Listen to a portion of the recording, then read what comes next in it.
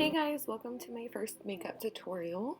I've been super excited about doing this and I've been wanting to do this for a while. So I finally just said, what the hell, why not? Let's do it.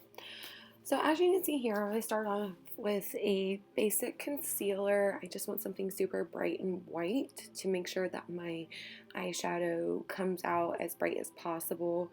And then I just go in with my little blender and blend it. And then I set it with it's almost a pure white setting powder. It's very condensed, just so that I can make sure my eyeshadow goes on bright. Blending it out, and here I go. Starting in the crease with a bright orange, reddish color. You can see me looking off to the side. My son kept walking into the bedroom while I was recording, which is why I ended up doing a voiceover. That was originally not what I wanted to do, but for the sake of having kids, that's what I did. One thing I cannot stress enough is blending. As you can see, I take my time. I've actually cut out quite a bit of me blending because it's so repetitive, but that is what makeup is. It's all about blending and making sure you're not having such harsh lines, unless that's what you're going for, such as a cut crease, which is similar to what I will be doing here. Not quite a hard cut crease, but enough to see the separation between the lid and where the hood of the eye starts. So like I said, I've got that bright orangey red in there, and let me just say, I'm about to throw in some yellow on my lid. That is probably one of my favorite looks. I love, love, love the yellow looks, and to see what girls come up with. I mean, a lot of my makeups every day, and you'll see in my tutorials, are based off of things I've found on Pinterest or other tutorials that I've watched. I love to watch tutorials like all day. I could sit there and watch Bailey Sarian all day. You can really take a lot from it. I went to makeup school and learned a lot there, but, watching other people and their own techniques, you learn different things, and you can, take it or leave it, but you do learn a lot. Sorry it sounds so repetitive, but, just blend, blend, blend. The better you blend, the better your look will always be. So as you can see, blend, blend, blend, blend, blend, blend. Here I go. And here I go in with the yellow. I make sure I cake my brush on with the yellow. I want it to be as thick as possible. As you can see, I'm talking to somebody. My sister, my mom, and my son all kept talking, and I've got a 4-month-old daughter, so that is once again why I did the voiceover, which was not my original plan, but it works, right? So once again, going in, I'm doing more of a cut crease style makeup. I want to see that separation between the two colors. I want it to be harsh, but at the same time, I'm making sure it's blended. Once again, blending will always tie your look together. No matter what, you could take the craziest colors and put them together and it'll still look good as long as you blend it. After that, I went in with the brighter yellow. It's got more of a shimmer to it. I really just wanted that yellow to really stand out.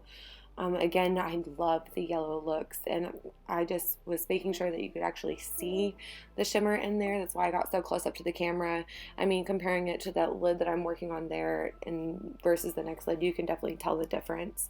But I swear the camera doesn't even do the shimmer justice. It looks so much better in person. I'm actually a little disappointed with how it turned out on camera and with my lights, but still, it looked really good. I was proud of it. Here I'm taking in a bit of white, just over the colors, just to kind of almost mute them, but to make them brighter, just in the center of the eye. When you're going in with the brighter colors in the center of your eye, like in the inner corners, it gives you that doughy-eyed, brighter-eyed, wide-eyed look, whatever you want to call it. That's what that does, and I already have my eyes are pretty wide set. Obviously, they're not like too far apart, at least I hope not. But I still like to have that bright corner, and there I'm just going back in with a bit of the reddish orange color just to brighten it up on the outsides. I I just love that look. I love the way this turned out with the brighter corners on the outside, with the, I should say, the darker corners on the outside. It looks really good. So for my foundation, I actually have a really hard time finding a color that is true to my skin tone. I have very weird undertones. I swear each part of my face, my forehead, my T-zone, my chin, like everything is a different color. My ears, my neck, everything's a different color. So I actually found one foundation that is my true color, and I mean, it makes me look a little pale, but I kind of off balance it with a setting powder. So I actually use Maybelline. It's the Instant Age Rewind Effaceur, and I use the concealer. So that's not the foundation one. I use the concealer all over as my foundation because it's the only thing that's like truly my color, and it's the 110 Fair shade. And then so that's what I use all over as my foundation. And then as you can see, I just blend it out really well. Look, my ears don't even match, but it matches my neck and my hands. I have such a hard time with foundation. My undertones are so weird, like I said. But that's what works for me. I use a really good mix between drugstore makeups and high-end, if you will. But this foundation is the cheapest. It's good coverage. It's not cakey. It is by far my favorite. You get your beauty blender a little damp, squeeze it out a bit, and it just blends perfectly. And when you set it with a setting powder, it is gorgeous, as long as you're blending it right. And as for the concealer that I use, it's the same one that I actually use to set my eyes or prime my eyes, and it's Revolution. It's the Conceal and Hydrate, the Radiance Concealer, and it's their color number 2, so it is a very, very fair. But for me, it works. Obviously my lights, my lights really do this makeup some good justice, but at the same time, it does make me look a little fair here, a little pale, kind of wishes me out, but at the same time, like I said, I like to offset it with a setting powder. So once I go in and start setting my foundation, it really depends on the season. I like to think that I tan pretty nice. I mean, not everyone does, I guess. But I guess, I don't know, it depends on the season. If it's in the summer, there's a bareMinerals shade that I like to use that's a little darker. And in the winter, there's another, I think it's CoverGirl that I use right now. Obviously, I'm pretty pale. You can obviously see that. But it works for me, like I said. I have such a hard time finding makeups that truly work with my undertones, especially once the makeup starts to oxidize. That's my problem, especially when it oxidizes and it starts to get cakey. That's the biggest problem I have, especially in my T-zone. And my skin is very dry. Other than my T-zone is very oily. Blech, can't talk today. So once I get find that balance, and like I said, the seasons really have an effect on my skin, just like almost anybody would, I guess. But I have to try to find that balance. And here you can see I'm going in with my eyebrows. I like to use the Beverly Hills, the brow pomade dip, or the brow dip from Anastasia, however you want to pronounce it. I've heard both ways. And it's the only product that I like to use for my eyebrows. And I also have their eyebrow brush, which I'm using right there. I don't really like any other ones, except for there is one I've been dying to try, and every time I go to a store, they are out. It is the Rimmel London Pro Brow Pen. It's supposed to be like almost kind of like a liquid, but it comes out gorgeous. I'm dying to find it, and I figured, I'll just order online. But why order online when I can just go into a store? I have literally gone into 7 stores within the last 2 days just to find this thing, and now I'm thinking I actually might have to find it online. that's my eyebrow story.